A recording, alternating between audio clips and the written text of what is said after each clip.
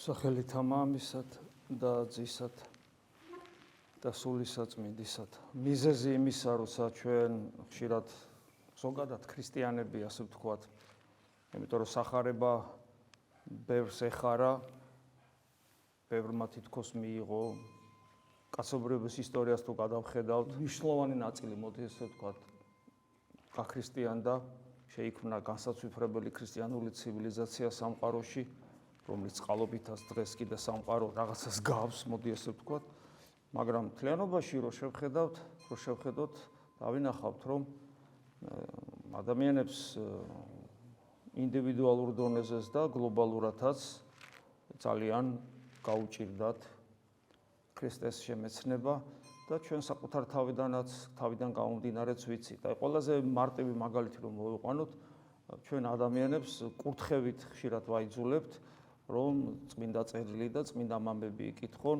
ღვთის სიტყვა მოისმინონ, ინტენსიურად ეზიარონ და ეს წესით არ უნდა ჭირდებოდეს ადამიანს, ვინც ქრისტე ირწმუნა, რამე თუ ღვთის მადლი შეეხო ადამიანის გულს, ირწმუნა ქრისტეს ღმერთობა, მოვიდა ეკლესიის წიაღში და ფაქტიურად ღმერთი უნდა, ხო, ეს სხვა რა უნდა უნდოდეს, მაგრამ ადამიანი ამას მაინც ვერ აკეთებს და ჩვენ საკუთარ თავიდან ვიცით, როგორ გვიჭირს, როგორ ცეცხლი კი არა, აი უბრალოდ შეიძლება ვწევართ კიდევაც შეიძლება ასე ითქვას, არც კი მოძრაობთ სულიერ ცხოვრებაში და როგორი ძალისხმევა ჭირდება ადამიანს და ხან უბრალოდ ვერც ვიგებთ, რას ნიშნავს იყო ქრისტიანი. გარდა ამისა, სულიერ ცხოვრებაში უამრავი ნიუანსია ისეთი, რომელიც ჩვენი გაგების მიღმა აღმოჩნდება ხოლმე.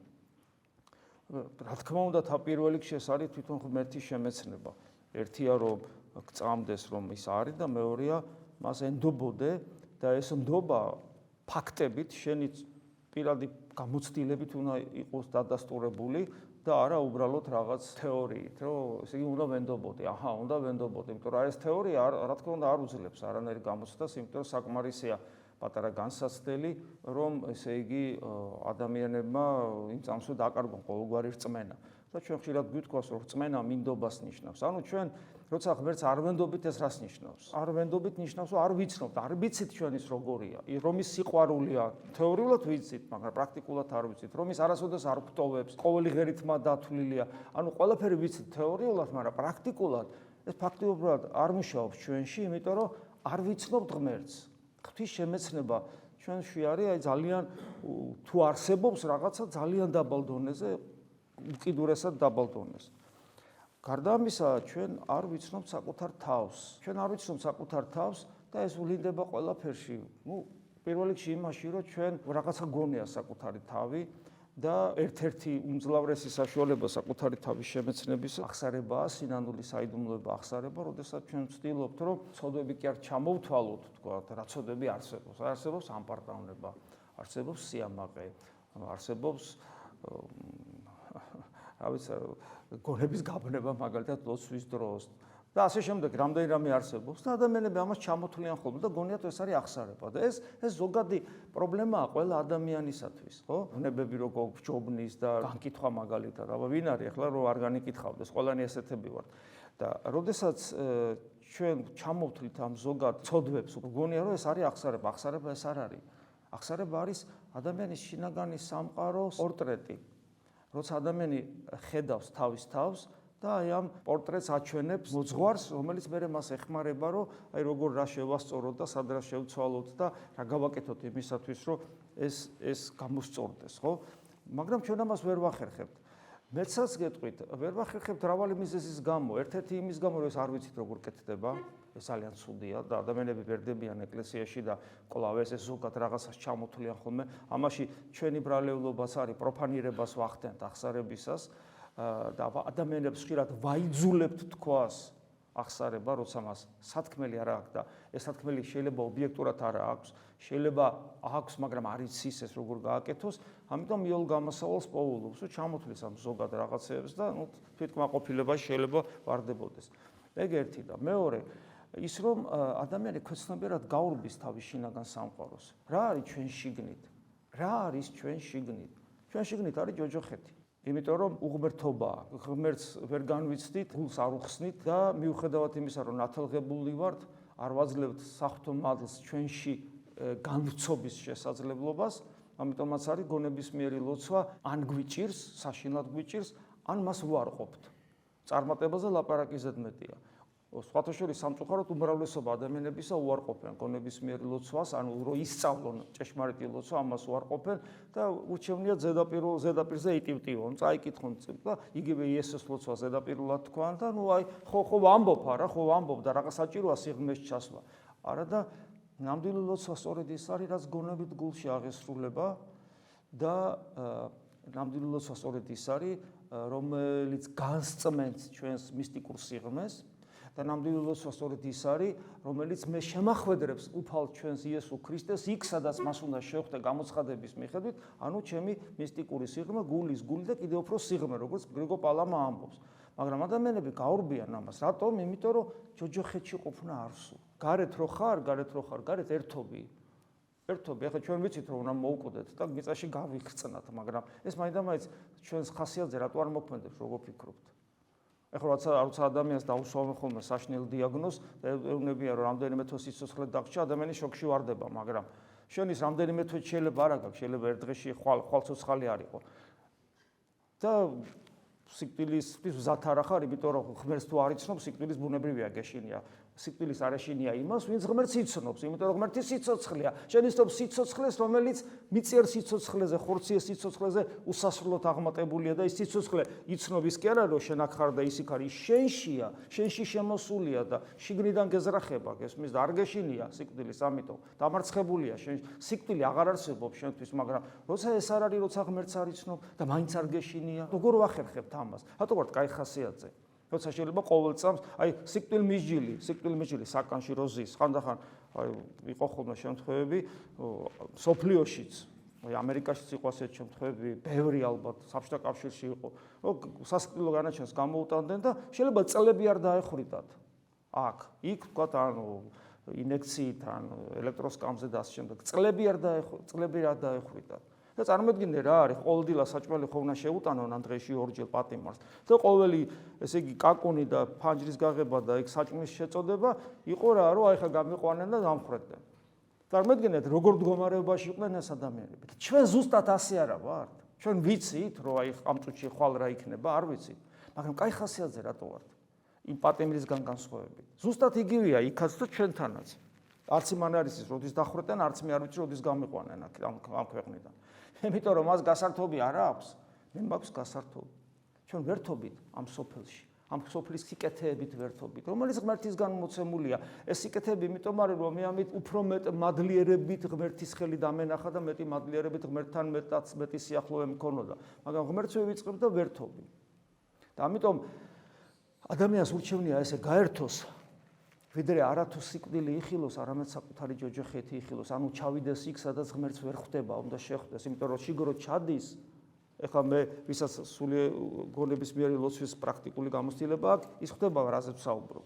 როცა შიგ ჩასვლას ვცდილობ, იქ სიკვდილის მოდელირება იქნება, ამაზე ხშირად ვისაუბრია ადრე და ესე იგი ის რითაც ერთობი, იმას შენი ნებით იკვეთ. სიბნელეში ჯდები ხო და ასე შემდეგ. შენი ნებით იკვეთ და იქ რო ჩადიხარ, კიდე არაფერია. დროს 1-2 წუთია ეს არაფერი და მაგრამ როცა დიდხანს გრძელდება, უკვე მტანჯველი ხდება. ეგ ერთი.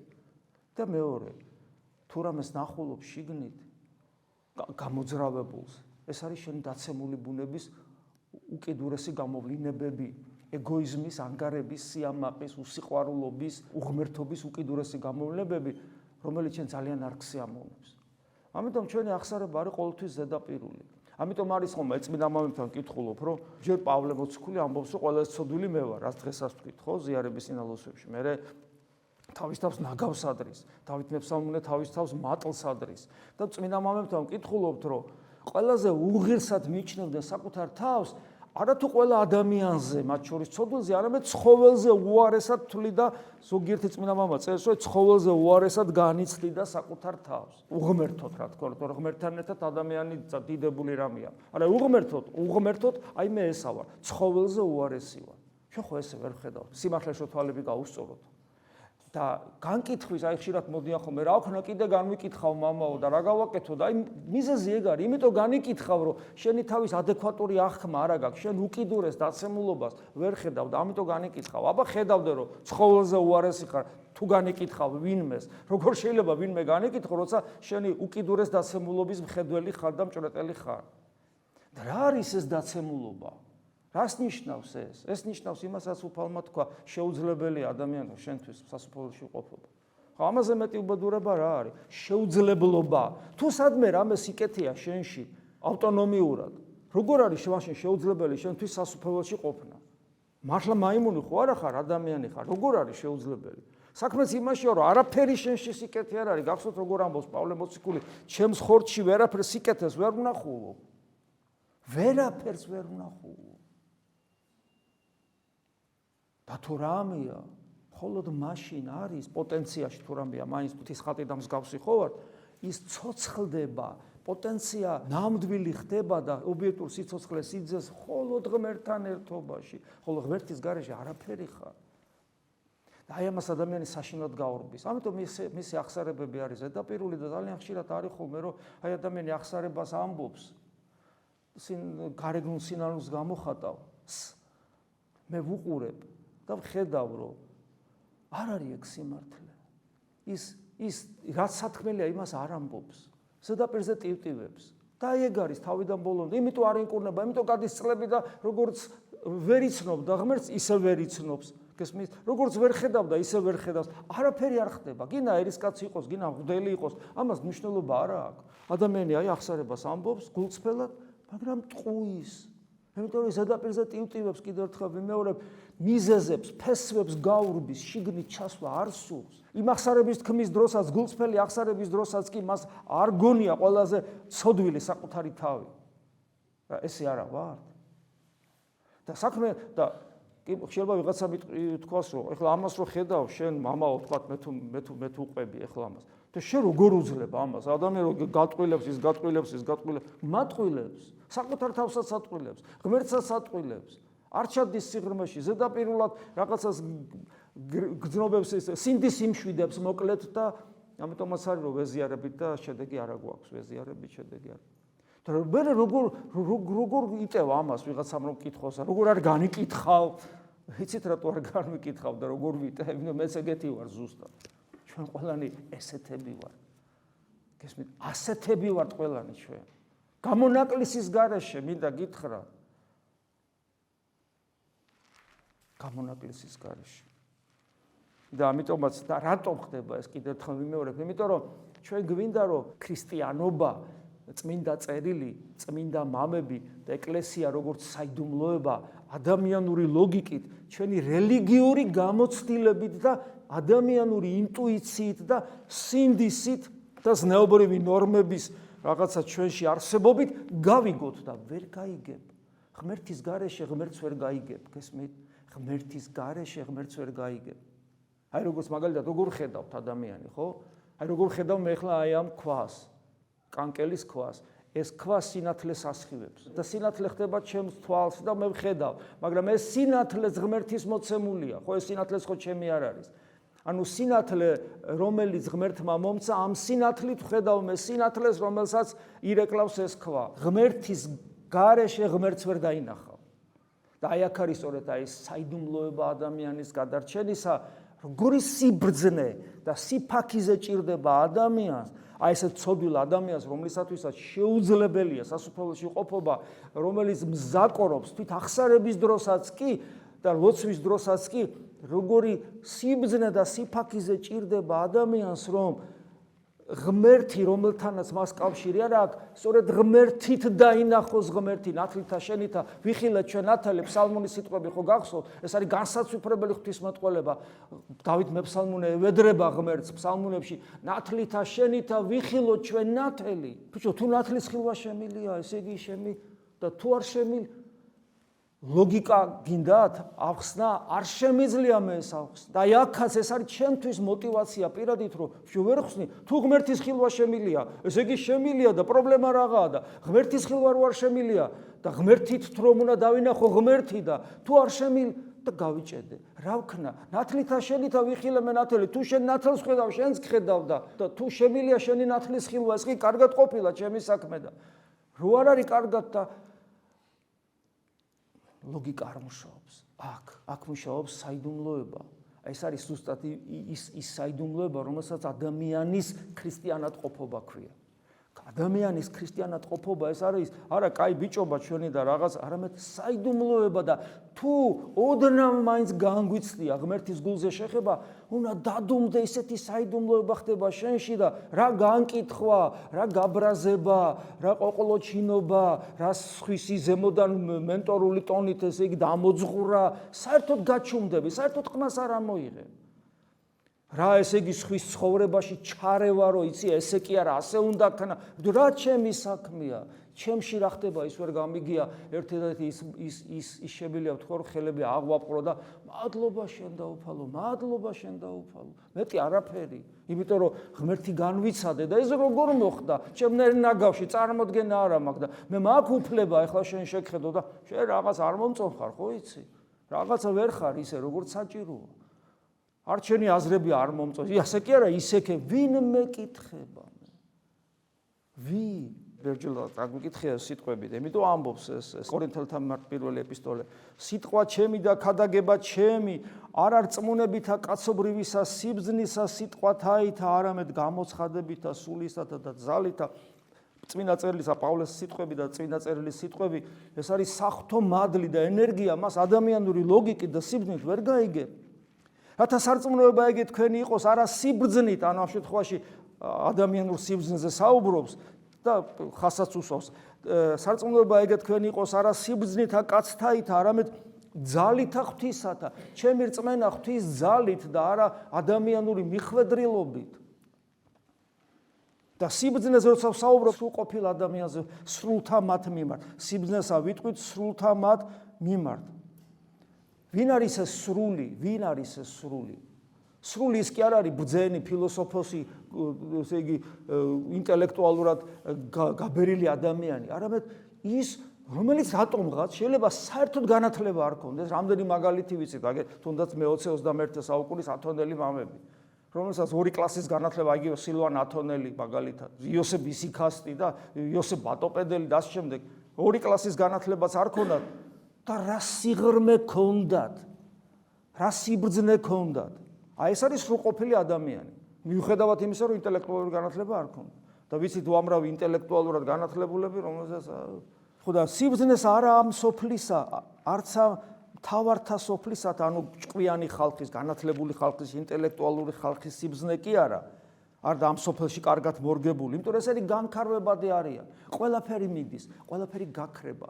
შენი ღირსება, შენი წარმატება, შენი ინტელექტით, შენი პრობლემებით, შენი აი რაღაცა გაწუხებს ხელზე თქვა, აი ზოგი ვერ ხედავ, ზოგი ყუარი, ზოგი ვერ დადის, ზოგს სიმსივნე აქვს, ზოგს რაღაც ეს არ არის პრობლემა, ეს ყველაფერი სიკვდილით დამთავრდება. ზოგი ჯამთელია, ეგეც არ არის დიდი რაღაცა, იმიტომ რომ ეს ყველაფერი დამთავრდება. ყველაფერი დამთავრდება ამ მიწიერი სიბრძნესთან ერთად. არამედ ვიტყვით სიბრძნესა ღვთისასა. ეს სიბრძნე ღვთისა როგორია?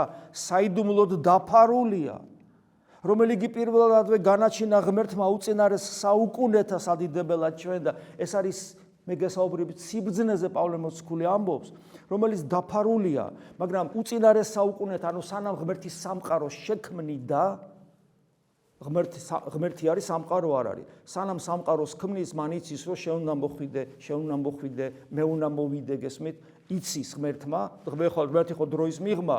ამიტომ ეს საიდუმლოება, რომელიც მე მასთან მამყოფებს, მასთან ყოფნის საშუალებას მომცემს, ეს საიდუმლოება უკვე არსებობს და დაფარული არის იმიტომ, რომ ადამიანს მისი ინტელექტუალური გააზრება არ შეუძლია, რომ მოვიდა გონიერი არსება ადამიანის შექმნა ამ სამყაროში, მაგრამ მას ამის გააზრება არ შეუძლია, მაგრამ თვითონ რო ადამიანად მოვიდა და ადამიანის ბუნება რო ღვთის ტაძრად იქცა და ღმერთი რო ადამიანში შევიდა, აი მაშინ ღმერთის მიერ გაიხსნა ეს საიდუმლოება. ხო ამას პავლე მოციქული რამდენიმე ადგილას სხვადასხვანაირად ამბობს, ერთი ცნობილი გამოთქვა ხშირად ვიმეორებ ქრისტე ჩვენში, ანუ ღმერთი ჩვენში, გალაქტიკების შემოქმედი ჩვენში. ამას უფალიც ამბობს, რა თქმა უნდა, კიდევ უფრო დიდებულად, რომ მამა, ზედა, სულიწმინდა ჩვენში დამკვიდრდა. ჩვენში გესმით რაზეა ლაპარაკი. მაგრამ ეს არის საიდუმლოება. როგორ გინდა ლოგიკურად ისაუბრო იმაზე, აი ვინც ვარსკვლავების შექმნა, ის რო შენში უნდა აქ ლოგიკა, საერთოდ რა საჭიროა ლოგიკა. აქ მე თქვენ გეტყვით, აზროვნება საჭირო აღარ არის ადამიანური. აქ პირდაპირ ღმერთი მოქმედებს შენში. გესმით? ამიტომაც არის რომ ვერ ხსნით რაღაცებს და ვერ და ნუ ერთადერთი აი მორჩილებით ვიღებთ ამ სწავლებას, მივენდობით უფალს და მე უფალი ჩვენში სასწაულს იქმს, როცა ჩვენ მის ნებას ვემორჩილებით.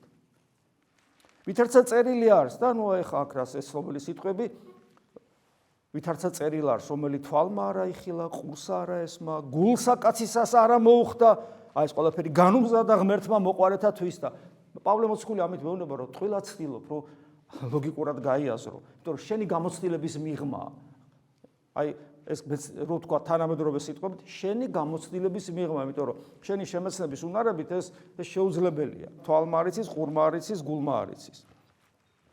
მაგრამ ხოლო ჩვენ ღმერთმა გამოგიცხადა სულისამიერ თვისისა, მაგრამ ნახეთ პავლე მოციქული არ განებებს თავს, ხო, კაი არ იცი, მაგრამ ნუ შეიძლება ხო არ ვიცი, მაგრამ პავლე მოციქული გიჭერს ისევ და გეუბნება, მაგრამ ჩვენ ვიცით, იმიტომ რომ ღმერთმა გამოგიცხადა სულისამიერ თვისისა და აი აქ ისევ პასუხისგებლობის წინაშე დგები, იმიტომ რომ თუ არ ვიცი და ჩემი პასუხისგებლობა ნულდება. ნუ არ ვიცი რა, როგორ უნდა ვიცოდე და ვარ ეხლა ეგრე. და უცებ არ გაძლევს პავლე მოციქული ამის საშუალებას. მოდი გეუბნება აქ, შენ იცი, იმიტომ რომ ჩვენ წმინდანებს, ვინ არის წმინდანი, რომელიც არის წმინდა სხეულის ორგანული ნაწილი, რატო ეს სხეული წმინდა, იმიტომ რომ წმინდა თავი აქვს. ანუ ქრისტიანი თავი ეკლესიისა, წმინდა ხარ ეკლესიის გამო და ესე იგი ეკლესიაში რო ხარ, უკვე პასუხისგებლობით დატვირთული ხარ. გინდა არ გინდა წმინდა ხარ და თუ წმინდა არ ხარ აქ ხარ ფიზიკურად მოკვეთილი ხარ საიდუმლოებრივად, უпроსორედ დაფარულად მოკვეთილი ხარ ეკლესიისგან და შენ არ იცი ეს და რა საშიშია, ხო, რავი, შეიძლება მე ვარ მოკვეთილი ეკლესიისგან. იმიტომ რომ თუ ეკლესიაში ხარ ნამდვილად აუცილებლად წმინდა ხარ. აუცილებლად ეზიარები და აუცილებლად ღმერთი შემოდის შენში, წმინდათა. რატომ? იმიტომ რომ შენი თავი, ანუ ჩვენი თავი, ხო ეკლესია ვარ, ჩვენი თავი არის წმინდა, ღმერთია და წმინდა, რა თქმა უნდა. ამიტომ რადგან წმინდა ჩვენი თავი წმინდა და ღმერთია, ამიტომ ის სული, რომელიც თავშია, ის სულია სხეულში, ანუ ჩვენში არის სული ქრისტესი, ხოლო თუ სული ქრისტესი ჩვენში არ არის, ჩვენ მისნი არა ვართ, როგორც პავლე მოციქული ამბობს და პავლე მოციქული როგორც ობიექტურ სინამდვილეს გეუბნება, მოდით აქ ღმერთმა გამოგვიცხადა სულისამიერ თვისისა. და კიდევ ერთხელ გვახსენებს, ჩვენ სული არა ამასოფლისა მიგვიღების, ამასოფლის სული ჩვენში არ არის. აი არ არის კი არა, მაგრამ არ უნდა იყოს თუ ჩვენ მოკვეთილი არა ვართ ეკლესიის მისტიკურ სხეულს. ჩვენ სული არა ამასოფლისა მიგვიღებიეს, არამედ სული იგი რომელი არის ღვთისაგან, რათა ვიცოდით ღვთისამიერ მონიჭებული იგი ჩვენ და ჩვენში არის ღვთის სული, რომლის მიერაც ვიცით ჩვენ ღმერთმა რა მოგვანიჭა. ამიტომაც პავლე მოციქული ამბობს, რომ რომელსაც ესე ვიტყვით, რასაც ახლა ჩვენ ვამბობთ, პავლე მოციქული ამბობს. არა სწავლულებითა კაცობრივისა სიბრძნისა სიტყვითაით, ანუ ადამიანური სწავლის და ადამიანური სიბრძნით სიტყვას კი არ გეუნებით, რასაც მე გეუნებით, პავლე მოციქული ამბობს. არამედ სწავლითა სულისა წმინდისაითა, ანუ სული წმინდის სწავლება, ანუ მადლისმიერი სწავლება და სულიერად განმარტავთ. და გეუბნება, თუ შენში ღვთის სული არ არის, თუ შენ არ ხარ წმინდა, ანუ წმინდა თავის ნაწილი, შენ რასაც მე გეუბნები, პავლე მოციქული გეუბნება, ვერ გაიგებ. და როცა ჩვენ არ გვესმის წმინდა წერილი, ესე იგი ჩვენ მდგომარეობა არ არის თლად სახარბიელო და რაღაცები უნდა შევცვალოთ ჩვენში. და რა შევცვალოთ, ადამიანი იკითხავს. გავიაზროთ, სად ვართ და რას ნიშნავს იყო ქრისტიანი, როგორც ვიმონახალი ღვთისმეტყველის სიტყვები ხშირად მოგვიყვანია, თავიდან ჩაუტაროთ მონიტორინგი საკუთარ თავს, ვარ თუ არა მე ქრისტიანი, სწორად მწამს თუ არა და ჩემი რწმენის შესაბამისად ვცხოვრობ თუ არა და რას ვაკეთებ იმისათვის, რომ ეს ყველაფერი, რასაც მე ვხედავ, ის ჩემში რეალიზდეს.